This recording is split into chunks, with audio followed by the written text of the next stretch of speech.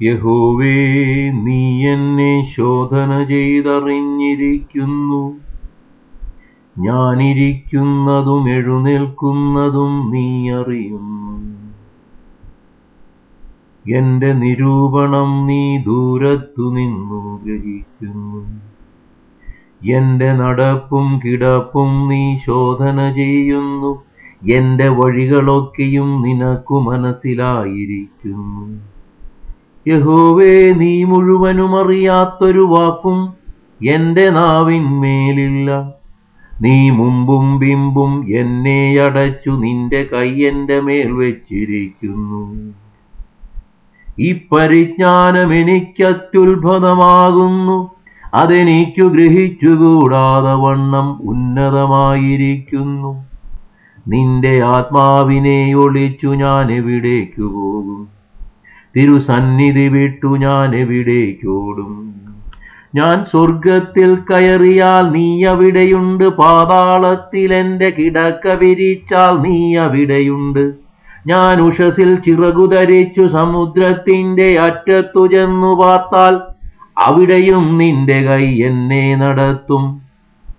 നിന്റെ വലങ്കൈ എന്നെ പിടിക്കും. ഇരുട്ടു എന്നെ മൂടിക്കളയട്ടെ, വെളിച്ചം എന്റെ ചുറ്റും രാത്രിയായി തീരട്ടെ എന്നു ഞാൻ പറഞ്ഞാൽ ഇരുട്ടുപോലും നിനക്കു മറവായിരിക്കയില്ല. രാത്രി പകൽ പോലെ പ്രകാശിക്കും, ഇരുട്ടു വെളിച്ചവും നിനക്കൊരുപോലെ തന്നെ. നീയല്ലോ എന്റെ അന്തരംഗങ്ങളെ നിർമ്മിച്ചത്. എന്റെ അമ്മയുടെ ഉദരത്തിൽ നീ എന്നെ മെടഞ്ഞു. ഭയങ്കരവും അതിശയവുമായി എന്നെ സൃഷ്ടിച്ചിരിക്കയാ ഞാൻ നിനക്കു സ്തോത്രം ചെയ്യുന്നു. നിന്റെ പ്രവൃത്തികൾ അത്യുത്ഭുതമാകുന്നു. അതെന്റെ ഉള്ളം നല്ലവണ്ണം അറിയുന്നു. ഞാൻ രഹസ്യത്തിൽ ഉണ്ടാക്കപ്പെടുകയും ഭൂമിയുടെ അധോഭാഗങ്ങളിൽ നിർമ്മിക്കപ്പെടുകയും ചെയ്തപ്പോൾ എന്റെ അസ്ഥികൂടം നിനക്കു മറവായിരുന്നില്ല. ഞാൻ പിണ്ഡാകാരമായിരുന്നപ്പോൾ നിന്റെ കണ്ണെന്നെ കണ്ടു. നിയമിക്കപ്പെട്ട നാളുകളിൽ ഒന്നുമില്ലാതിരുന്നപ്പോൾ അവയെല്ലാം നിന്റെ പുസ്തകത്തിൽ എഴുതിയിരുന്നു. ദൈവമേ, നിന്റെ വിചാരങ്ങൾ എനിക്കെത്ര ഘനമായവ!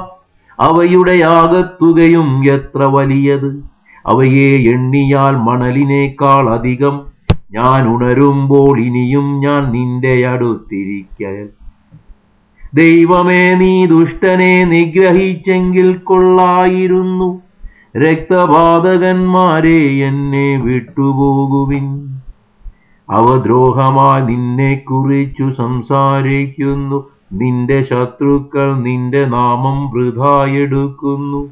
യഹോവേ, നിന്നെ പകയ്ക്കുന്നവരെ ഞാൻ പകയ്ക്കേണ്ടതല്ലോ. നിന്നോടെതിർത്തു നിൽക്കുന്നവരെ ഞാൻ വെറുക്കേണ്ടതല്ലയോ? ഞാൻ പൂർണ്ണ ദ്വേഷത്തോടെ അവരെ ദൂഷിക്കുന്നു. അവരെ എന്റെ ശത്രുക്കളായി എണ്ണുന്നു. ദൈവമേ, എന്നെ ശോധന ചെയ്തെന്റെ ഹൃദയത്തെ അറിയണമേ. എന്നെ പരീക്ഷിച്ചെന്റെ നിനവുകളെ അറിയണമേ. വ്യസനത്തിനുള്ള മാർഗമെന്നിലുണ്ടോ എന്ന് നോക്കി ശാശ്വത മാർഗത്തിൽ എന്നെ നടത്തേണമേ.